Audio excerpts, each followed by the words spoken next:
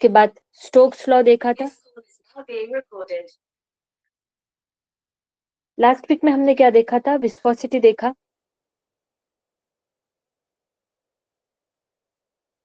Viscous force देखा, Stokes law देखा। Okay, और उसके ऊपर क्या किए? क्वेश्चंस किए। स्टोक्स लॉ में टर्मिनल वेलोसिटी देखी, और विस्कस फोर्स किस तरीके से लगता है, उसका कॉज क्या है, फॉर्मूला क्या है, उसके बारे में डिटेल में देखा। आज हम देखेंगे सरफेस टेंशन। सरफेस टेंशन क्या है? Surface tension is also the property of the liquid. जिस हिसाब से विस्कोसिटी है, उसी हिसाब से क्या है? Surface tension is also property of the liquid. Because of it the liquid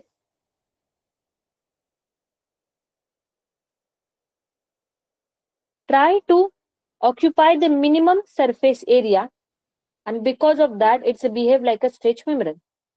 surface tension property है जिसके कारण लिक्विड जो है ट्राई करता है कि वो मिनिमम सरफेस एरिया जो है वो क्या करे? ऑक्यूपाई करे। और मिनिमम सरफेस एरिया अगर उसको ऑक्यूपाई करना है तो वो क्या हो जाता है? श्रिंक हो जाता है। Okay, it's behave like a stretched membrane. Okay,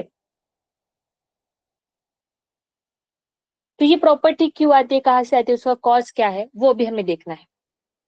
उसके पहले दो टाइप के फोर्स देखेंगे। एक है कोहेसिव फोर्स और दूसरा है यहाँ पे adhesive force. What is mean by cohesive force और अडेसिव फोर्स? अगर सेम टाइप के मॉलिक्यूल्स है तो उनके बीच का जो फोर्स होता है दैट इज कोहेसिव फोर्स, और डिफरेंट मटेरियल के डिफरेंट मॉलिक्यूल है उनके बीच का जो फोर्स होता है that is adhesive force. Example के तौर पे देखो, एक कंटेनर ले लिया इस तरीके से, कंटेनर के अंदर हमने लिक्विड फिल किया है। ये लिक्विड के दो मॉलिक्यूल्स है, ये लिक्विड के दो मॉलिक्यूल्स है, दोनों भी मॉलिक्यूल किसके हैं? लिक्विड के हैं। तो सेम मॉलिक्यूल के बीच में जो फोर्स होता है दैट इज कॉल्ड एज, क्या बोलेंगे यहाँ पे? Cohesive force. उसके बाद यहाँ पे कंटेनर जो है, कंटेनर के भी मॉलिक्यूल है, तो कंटेनर के मॉलिक्यूल के बीच में जो फोर्स है वो रहेगा कोहेसिव। अभी अडेसिव फोर्स क्या है? कंटेनर का एक मॉलिक्यूल और वाटर का एक मॉलिक्यूल, दोनों के बीच में जो फोर्स रहेगा वो कौन सा फोर्स है? यहाँ पे अडेसिव फोर्स रहेगा। वाटर का मॉलिक्यूल और कंटेनर का मॉलिक्यूल, या फिर ऐसे भी बोल सकते हैं कि यहाँ पे एयर का मॉलिक्यूल, देखो ये लिक्विड एयर के कांटेक्ट में है, तो एयर का मॉलिक्यूल और यहाँ पे लिक्विड का मॉलिक्यूल, उनके बीच में जो फोर्स है वो कौन सा है? यहाँ पे अडेसिव फोर्स। तुमने अगर फेविकॉल की डब्बी देखी होगी तो उसके ऊपर लिखा होता है best adhesive in the world, क्योंकि वो डिफरेंट डिफरेंट चीजों को क्या करता है? ज्वाइन करता है, एक जोड़ता है। तो यहाँ पे ये जो दोनों है, कोहेसिव और अडेसिव फोर्स, दोनों के बीच में फोर्स तो है पर उनका नेचर कैसा है? अट्रैक्टिव नेचर है। कैसा नेचर है? Attractive nature. तो ये कोहेसिव फोर्स और अडेसिव फोर्स के अट्रैक्टिव नेचर है। कोहेसिव फोर्स में सेम मॉलिक्यूल एक दूसरे को अट्रैक्ट करते हैं, अडेसिव फोर्स में डिफरेंट मॉलिक्यूल एक दूसरे को क्या करते हैं? अट्रैक्ट करते। देखना फेविकॉल की डब्बी होती है उसके ऊपर लिखा होता है, उनकी टैग लाइन है best adhesive in the world यहाँ पे।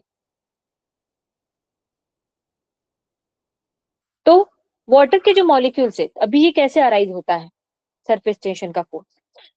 जैसे मान लो अभी यही कंटेनर, दोबारा मैं इस तरीके से थोड़ा बड़ा ड्रॉ कर लेती हूँ, और इसके अंदर जो है लिक्विड जो है वो क्या किया है? फिल किया है। अभी ये जो कोहेसिव फोर्स है it is applicable for the certain range, certain range के लिए एप्लीकेबल है। जैसे मान लो यहाँ पे एक मॉलिक्यूल उठा लिया मैंने, और ये मॉलिक्यूल्स जो है वो अपने आजू बाजू के मॉलिक्यूल्स के ऊपर क्या लगाएगा? Cohesive force. उसकी भी एक सर्टेन रेंज रहेगी, एक सर्टेन डिस्टेंस तक, वो बहुत ही कम डिस्टेंस होता है 10⁻⁻⁻ के टर्म्स में। मान लो यहाँ से हर जगह से सेम डिस्टेंस रहेगा, तो उस हिसाब से एक क्या बनेगा? इस तरीके का स्पीयर बनेगा। क्या बनेगा? स्पीयर। उससे बोला जाता है sphere of influence. Sphere of influence मतलब एक मॉलिक्यूल है उसका स्पीयर ऑफ इन्फ्लुएंस, मतलब उस मॉलिक्यूल के स्पीयर के अंदर जितने भी मॉलिक्यूल्स आएंगे उस पर्टिकुलर रेंज में, वो मॉलिक्यूल उनके ऊपर क्या लगाएगा? यहाँ पे कोहेसिव फोर्स लगाएगा। ऐसे हर मॉलिक्यूल के क्या है? यहाँ पे स्पीयर ऑफ इन्फ्लुएंस रहेगा। ऐसे नहीं कि cohesive force and adhesive force are the long range force, long range में फोर्स मतलब के बहुत दूरी पे है मॉलिक्यूल्स फिर भी एक्ट करता है, ऐसे नहीं है। There is a certain range, उतनी रेंज तक जो है वो क्या करता है, वो फोर्स एक्ट करता है। That is the sphere of influence. अभी क्या हो रहा है, ये जो नीचे वाले मॉलिक्यूल्स है, ये वाटर के नीचे वाले लेवल के मॉलिक्यूल्स है, they are contact with the water molecule, same molecules, water liquid मतलब वाटर कंसिडर करते हैं, तो यहाँ पे नीचे लिक्विड के वाटर के जो भी मॉलिक्यूल्स है in contact with the water molecules, तो उनके बीच में क्या है, कोहेसिव फोर्स। देखिए, और ये जो ऊपर वाले मॉलिक्यूल्स है, सरफेस के ऊपर के मॉलिक्यूल्स, सरफेस के ऊपर के मॉलिक्यूल का मैं एक स्फीयर ऑफ इन्फ्लुएंस ड्रॉ करती हूँ। जैसे मान लो एकदम से सरफेस के ऊपर है, तो इसका ये स्फीयर ऑफ इन्फ्लुएंस हो गया। ये सरफेस का, सरफेस से थोड़ा सा स्लाइटली क्या है नीचे, ये इसका स्फीयर ऑफ इन्फ्लुएंस हो गया।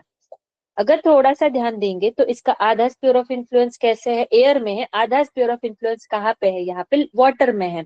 इसका मतलब सरफेस के ऊपर जो लिक्विड है उसके ऊपर कौन सा फोर्सेस लग रहा है, ठीक है, उसके ऊपर लग रहा है यहाँ पे वाटर, वाटर का कोहेसिव फोर्स, और ऊपर वाले मॉलिक्यूल के ऊपर वो मॉलिक्यूल के ऊपर कौन सा क्या है, एयर है, तो वाटर और एयर के बीच में क्या लग रहा है, यहाँ पे अडेसिव फोर्स लग रहा है, एयर एंड वाटर मॉलिक्यूल के बीच में।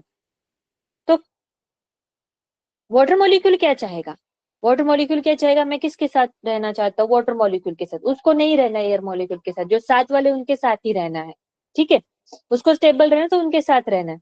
तो यहाँ पे ये जो वाटर मॉलिक्यूल्स है उसको क्या करते हैं, नीचे खींचते हैं, ठीक है। ऑब्वियसली यहाँ पे एयर वाटर मॉलिक्यूल का फोर्स जो है वो वाटर वाटर मॉलिक्यूल के फोर्स से क्या रहेगा, कम ही रहेगा।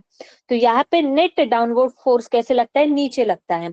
तो ऊपर वाले जो मॉलिक्यूल्स है, ऊपर वाले जो मॉलिक्यूल्स है, दे उनका जो नेट फोर्स है उनके ऊपर लगने वाला, उसकी डायरेक्शन कैसी है, नीचे, और वो ट्राई करते हैं नीचे जाने की कोशिश करते हैं, ठीक है। इसलिए हमेशा देखो हमारा जो सरफेस, वाटर सरफेस कैसे रहता है, फ्लैट रहता है, ओके। वो चाहेंगे कि वाटर एयर मॉलिक्यूल के साथ उनका कांटेक्ट कम से कम हो, उनका कांटेक्ट क्या हो, कम से कम, जितना कम से कम कांटेक्ट वाटर मॉलिक्यूल का एयर मॉलिक्यूल के साथ रहेगा, उतना ही उनके बीच का जो अडेसिव फोर्स है वो क्या रहेगा, कम रहेगा। वाटर मॉलिक्यूल चाहेगा कि हम वाटर मॉलिक्यूल के साथ रहना है और वो एक दूसरे के ऊपर ही फोर्स लगाना है, वो नहीं चाहते कि दूसरी मॉलिक्यूल उनके ऊपर फोर्स लगाए या फिर वो उनके ऊपर फोर्स लगाए, उनके बीच में फोर्स रहे। इसलिए वो मिनिमम सरफेस एरिया रखने की क्या करते हैं, कोशिश करते हैं। इसलिए वाटर सरफेस क्या है, यहाँ पे फ्लैट है। अगर मैं वाटर ड्रॉपलेट की बात करूं तो वाटर ड्रॉपलेट जो है उसका शेप कैसा रहता है, स्पेरिकल रहता है, ठीक है। वाटर ड्रॉपलेट का सरफेस शेप कैसा है, स्पेरिकल। देखो ये कुछ सर्टेन वॉल्यूम का क्या है, वाटर ड्रॉपलेट, सर्टेन वॉल्यूम का वाटर ड्रॉपलेट है। उसी वॉल्यूम से अगर मैंने अलग अलग शेप बनाए, उतने ही वॉल्यूम से अलग अलग शेप बनाए, क्यूब बना दिया, कोन बना दिया, कुछ तो बना दिया, अलग अलग शेप बना दिए, रैंडम सा शेप बना दिया, तो और एक स्फीयर भी बनाया उसी वॉल्यूम से, और सबका सरफेस एरिया निकाला, तो सबसे कम सरफेस एरिया किसका आया है, स्पीयर का आया है, ठीक है। सरफेस एरिया कम, सरफेस एरिया कम मतलब बाहर के मॉलिक्यूल्स के साथ अदर देन दी वाटर, उसका जो कांटेक्ट है वो क्या है, कम है, ओके, कम होता है। तो वो वाटर वाटर मॉलिक्यूल के बीच का जो कोहेसिव फोर्स है वो रहता है। वो चाहेंगे कि सेम मॉलिक्यूल्स के साथ हम रहें, इसलिए ये वाटर सरफेस के ऊपर जो मॉलिक्यूल्स है उनका नेट फोर्स कहाँ पे लगता है, नीचे की डायरेक्शन में लगता है। So that is because they behave like a stretched membrane, okay. यहाँ तक चीजें क्लियर हुई सबको।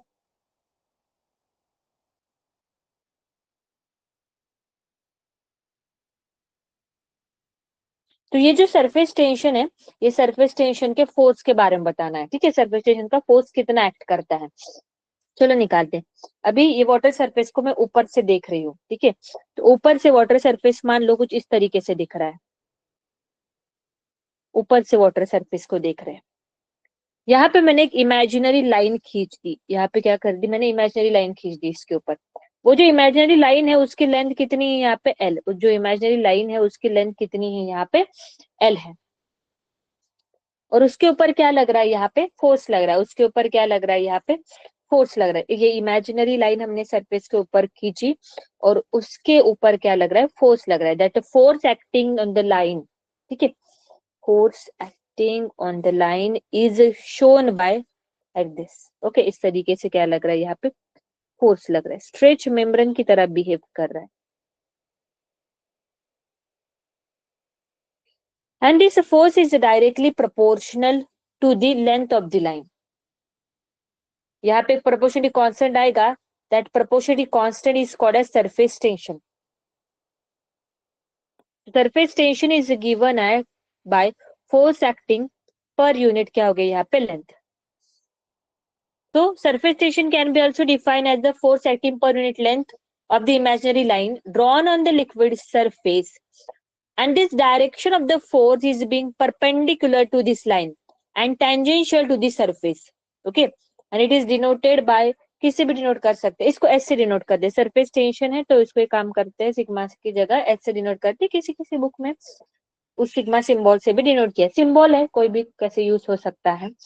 तो यहाँ पे ये जो फोर्स है, it is act tangential to the surface, tangential to the surface.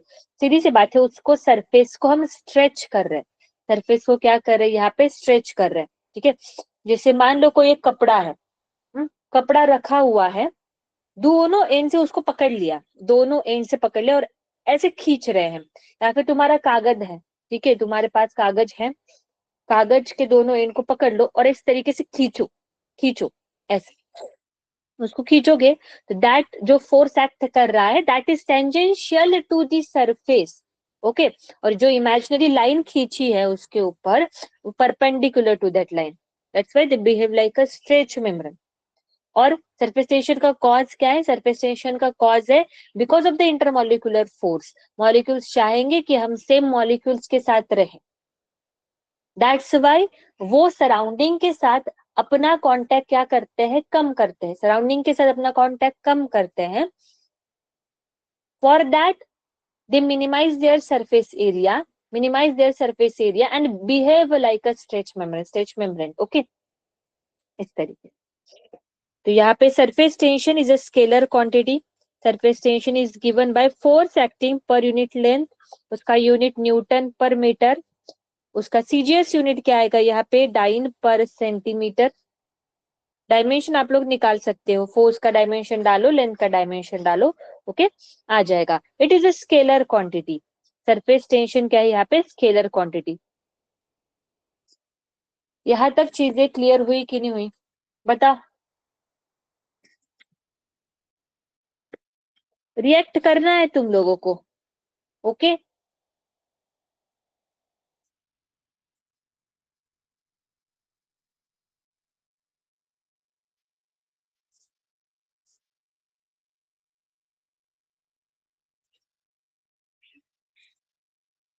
Everyone,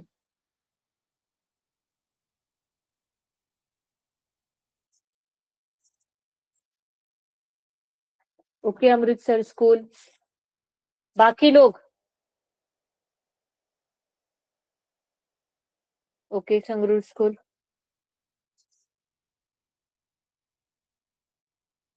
good. Okay okay, चलो आगे बढ़ते हैं.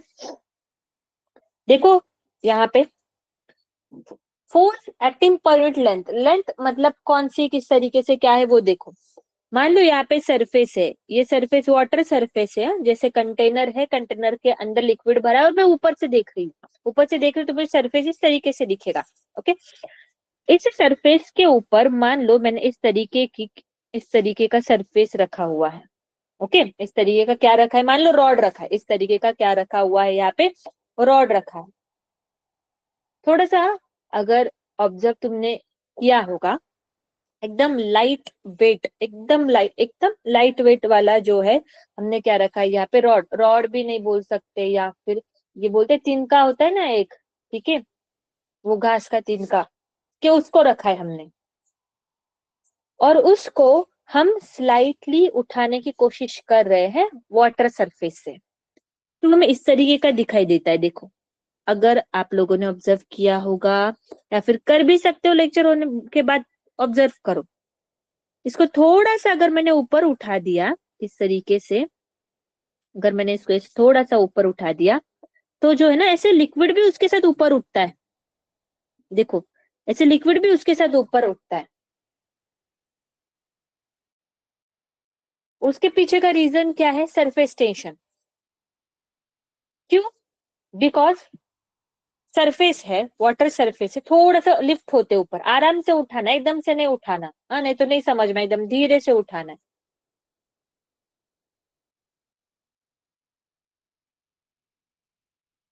होता क्या है कि वाटर सरफेस के ऊपर तुमने क्या रख दिया, यहाँ पे मान लो वो निडल रख दी, तो निडल को वाटर मॉलिक्यूल है, टच हो रहे हैं, ठीक है, सरफेस पे, तो वाटर सरफेस के ऊपर तो वाटर मॉलिक्यूल है ही।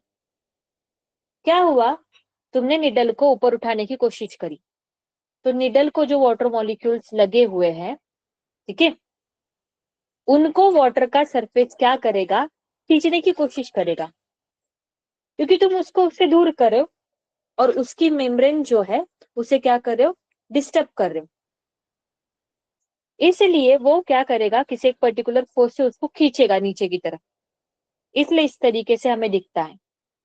That force is surface tension का force, and that surface tension का force is directly proportional to length. अभी लेंथ कैसे डिफाइन करेंगे, ये रॉड है, ये निडल है, निडल की लेंथ कितनी है यहाँ पे, एल, तो इस लेंथ पे भी फोर्स लगेगा और इस लेंथ पे भी फोर्स लगेगा, तो surface tension equal to force acting per unit length. तो यहाँ पे लेंथ क्या आएगी, यहाँ पे एफ इज इक्वल टू क्या आएगा, यहाँ पे 2L आएगा, यहां से भी और यहाँ से भी। मान लो यहाँ पे हमने एक क्या रख दी, स्क्वायर प्लेट रख दी, प्लेट है, उसकी साइड कितनी है, यहाँ पे ए है, तो लेंथ कितनी हो जाएगी यहाँ पे, 4A, तो यहाँ पे एफ अपॉन क्या हो जाएगा, यहाँ पे 4A सरफेस टेंशन। अगर मैंने क्या रख दी, यहाँ पे डिस्क रख दी, डिस्क है, ओके, डिस्क की रेडियस कितनी है, R, तो उसकी लेंथ क्या हो जाएगी यहाँ पे, 2πr, तो यहाँ पे क्या आ जाएगा, फोर्स सकते हैं 2πr। अगर मैंने यहाँ पे फ्रेम रख दी, फ्रेम, फ्रेम रख दी, स्क्वायर फ्रेम, और उसकी साइड कितनी है, यहाँ पे ए है, तो यहाँ पे लेंथ कितनी हो जाएगी टोटल, देखो, इधर से बाहर से भी अगर यहाँ पे देखोगे, तो इस साइड से भी सरफेस टेंशन का फोर्स लगेगा और इस साइड से भी सरफेस टेंशन का फोर्स लगेगा, तो उस केस में एफ अपॉन क्या हो जाएगा, यहाँ पे 2 × 4A, मतलब एफ अपॉन 8A।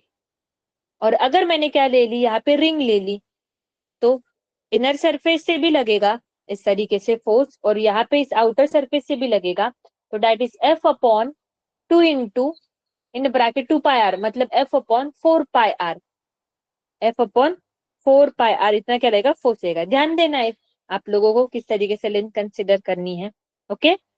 चलो क्वेश्चन की तरफ बढ़ते हैं। क्वेश्चन में क्या बोला है, a liquid is kept in a beaker of the radius 4 centimetre, ठीक है, बीकर है, बीकर की रेडियस कितनी है यहाँ पे, 4 सेंटीमीटर।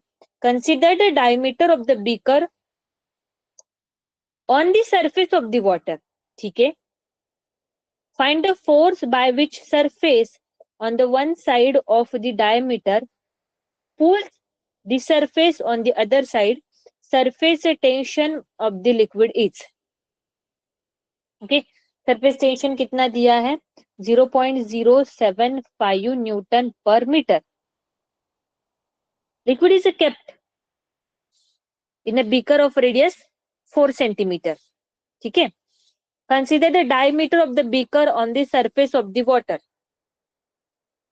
बीकर ले लिया इस तरीके से, उसके अंदर लिक्विड भर दिया, और उन्होंने क्या बोला है कि जस्ट डायमीटर ड्रॉ करो, मतलब इमेजिनरी लाइन ड्रॉ करी है मैंने डायमीटर की, तो उस डायमीटर के ऊपर सरफेस टेंशन का फोर्स कितना लगेगा, ठीक है। तो यहाँ पे क्या फॉर्मूला यूज करेंगे हम लोग, surface tension equal to, surface tension equal to force acting per unit length, तो फोर्स इक्वल टू क्या हो जाएगा, surface tension into L. Surface tension दिया है 0.075, लेंथ कितनी आएगी, 2r आएगी, बिकॉज डायमीटर कंसिडर करने को बोला है, दैट इमेजिनरी लाइन। तो एल इक्वल टू कितना है यहाँ पे, 0.08 मीटर, रेडियस कितनी है 4 सेंटीमीटर, तो डायमीटर 8 सेंटीमीटर, मीटर में कन्वर्ट करना है, मल्टीप्लाई बाय 10⁻⁻2 किया, कितना है 0.08। सॉल्व करो इसको, कितना आ रहा है, 6 × 10⁻⁻, क्या हो गया, -3 न्यूटन, इतना क्या लगेगा, फोर्स लगेगा। सबको क्लियर हो गया ये क्वेश्चन भी, और किस तरीके से लेंथ कंसिडर करनी है। एवरीवन, चलो बताओ।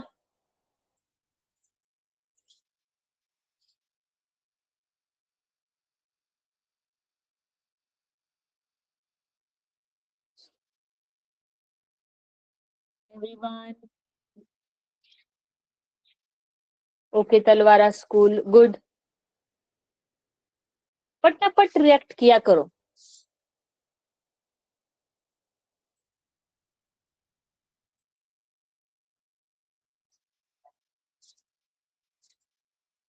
और सबने करना है, कितने पार्टिसिपेंट है? 15-16 स्कूल है, सबने रिएक्ट करना है।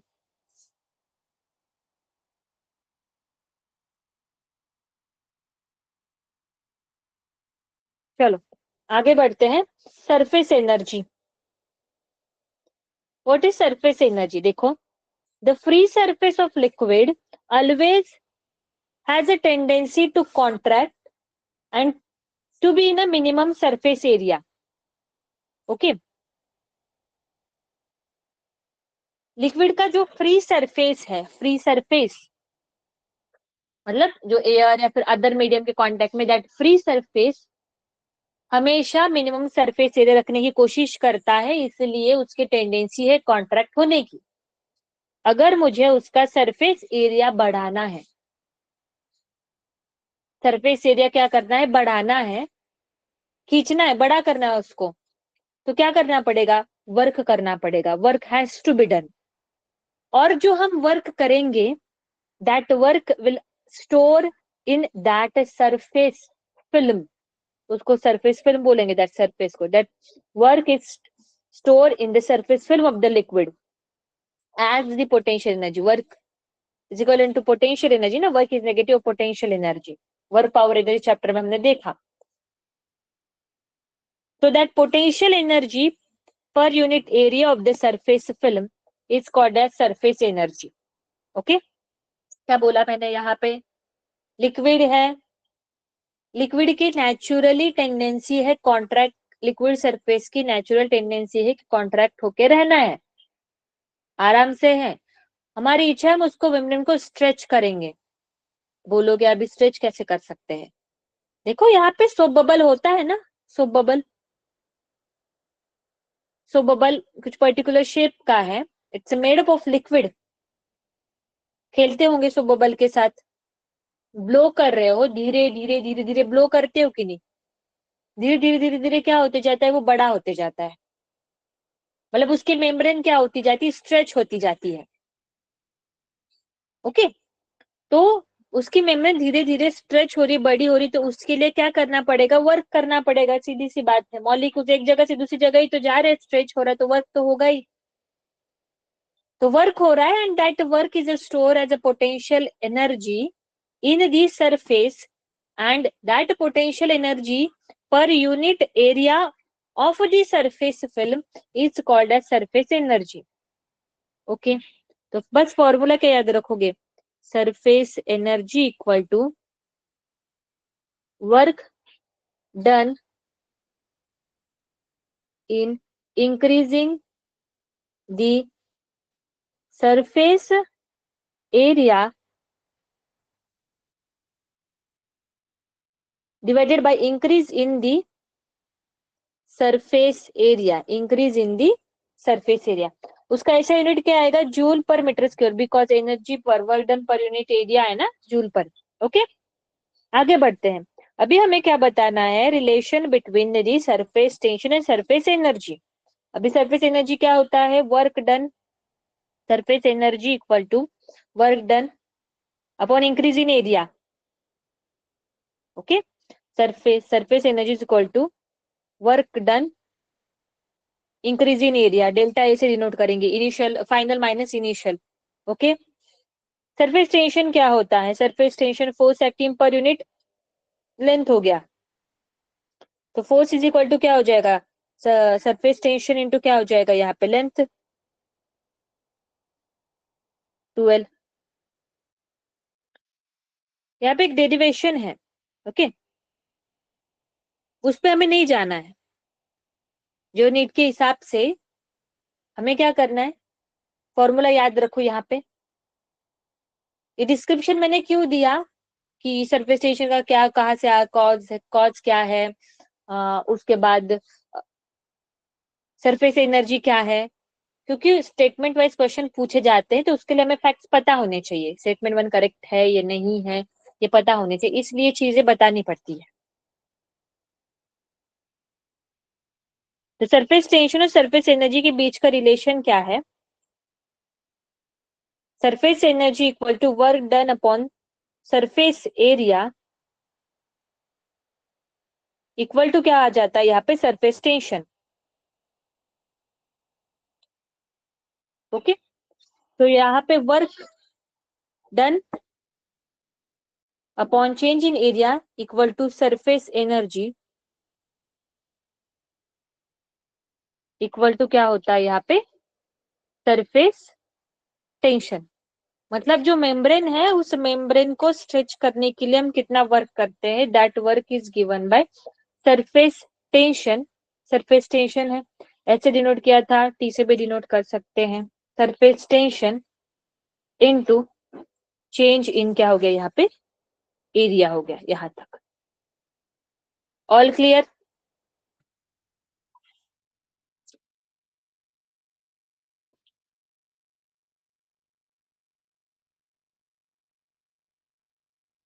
चलो क्वेश्चन की तरफ जाते हैं।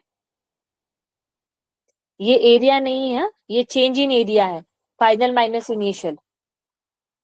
मतलब मान लो ये इस तरीके से सरफेस फिल्म है, अगर इसका एरिया चेंज किया इस तरीके से, अगर मान लो इसका एरिया इतना हो गया अभी, तो चेंज इन एरिया कौन सा आएगा? This will be the change in area, वो इसमें डालेंगे हम। Okay good.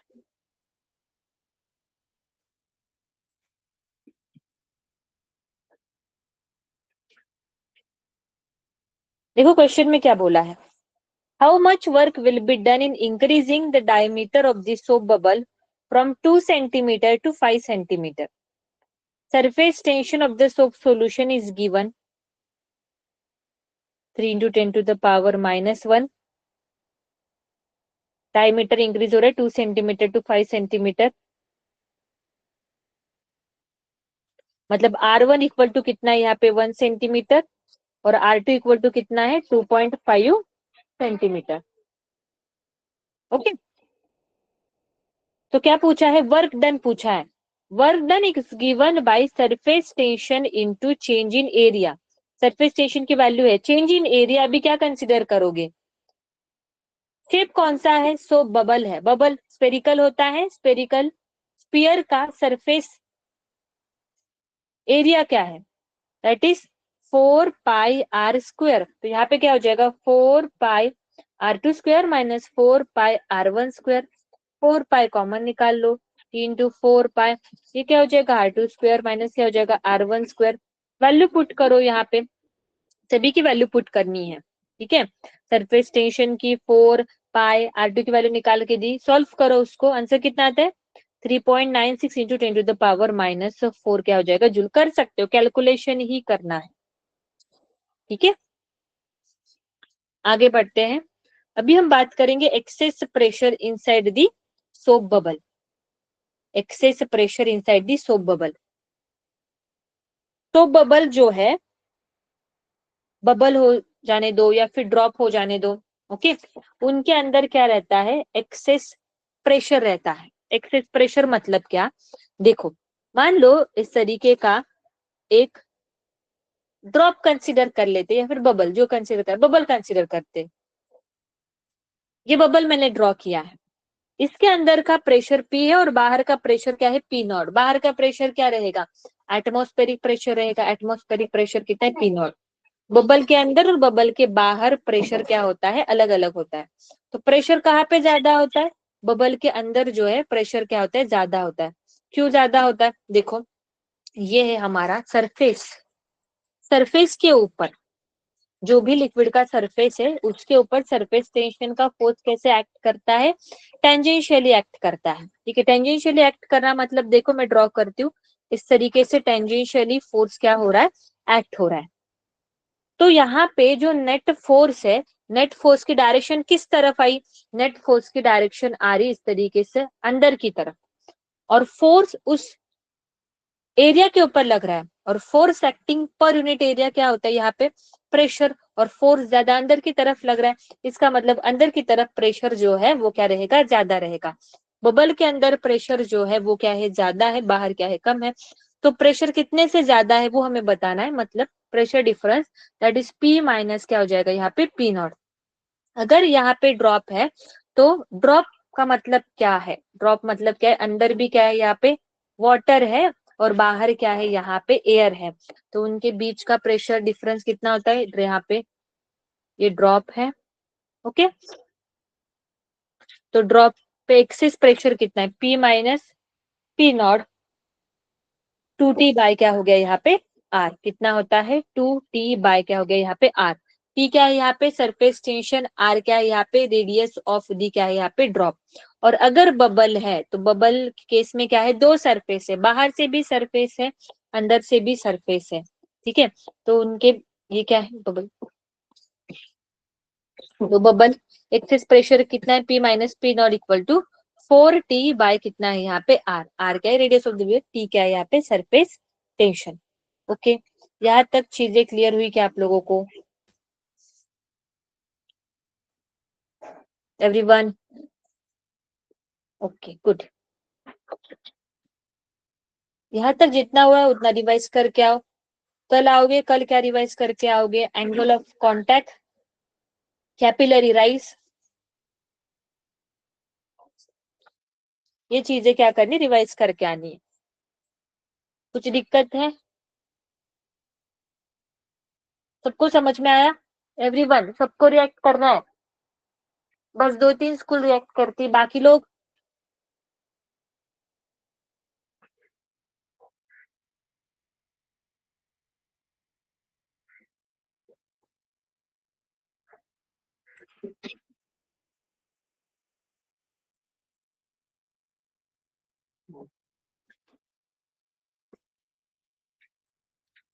Okay, all clear, ठीक है,